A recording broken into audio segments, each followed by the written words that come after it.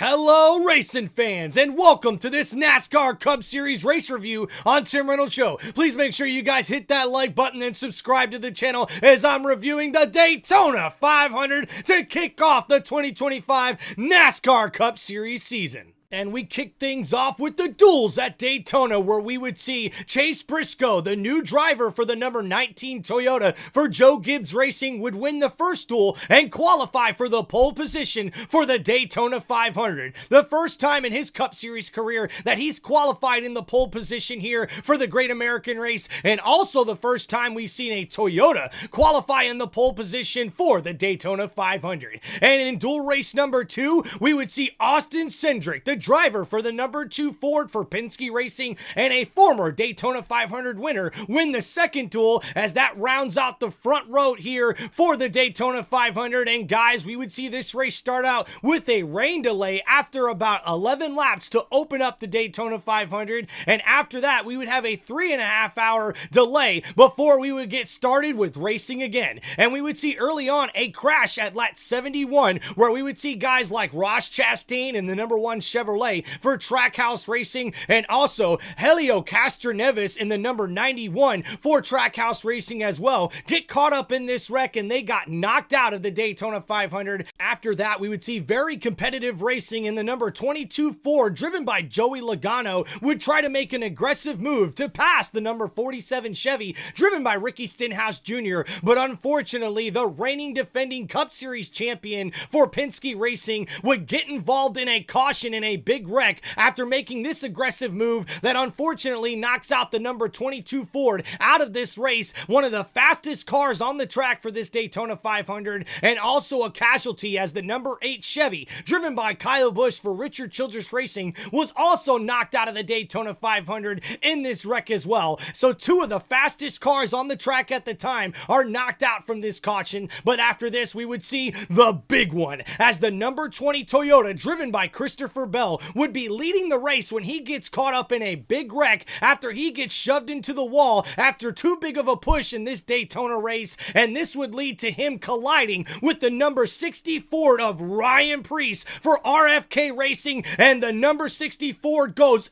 airborne, tumbling over in one of the biggest wrecks we've seen at Daytona, especially in the 500. And this caution would take us into NASCAR overtime as we would see a 2-lap race to the finish to see who would be the Daytona 500 winner here in 2025. And we would see on the last lap, after the white flag came out, a big wreck in the front of the field as we see the number 11 Toyota driven by Denny Hamlin had the lead. But unfortunately, after this massive wreck, we would see the number 24 Chevy driven by William Byron able to get around the wreckage and race his way to the finish from 9th place all the way to 1st on the last lap to win the 2025 Daytona 500, and he now becomes the 5th driver ever to win back-to-back Daytona 500s. What a big finish and what a big race here for the number 24 team for Hendrick Motorsports, as we see William Byron was able to drive that Chevy up to the front on the last lap when it mattered most.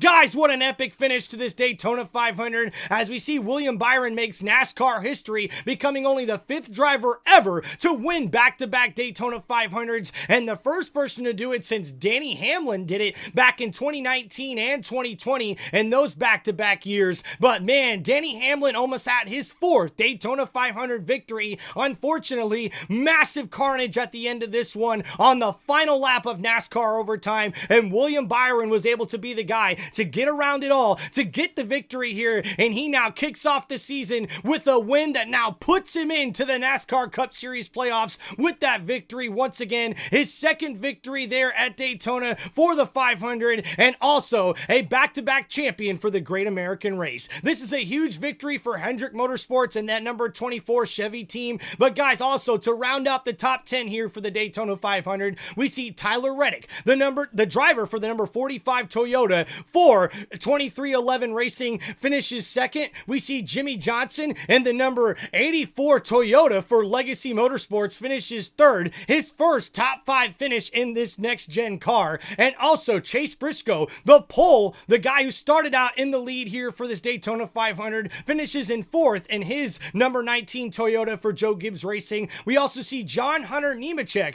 the number 42 Toyota driven for Legacy Motorsports. It also rounds out the top 5 as we see Legacy Motorsports have 2 drivers in the top 5 for the finish here. We also see Alex Bowman for Hendrick Motorsports finishes in 6th in his Chevrolet. We also see Ryan Blaney finishes 7th in this one in his number 12 Ford for Penske Racing. Justin Allgaier, who is the driver for the first ever Cup Series race for Junior Motorsports, finishes inside the top 10 in 9th place in his number 40 Chevy for Junior Motorsports. And also Chris Buescher rounds up the top 10, the number 17 Ford for RFK Racing. And that's your top 10 here for the Daytona 500. And man, what a crazy Daytona 500 it was, guys. I cannot believe the ending to this race. It really was wild, especially all the cautions, and that big flip from Ryan Preece, the number 60 Ford, was crazy. You got to check that out online to see it. So guys, your standings here after the Daytona 500, we see William Byron now leads the standings right now with 50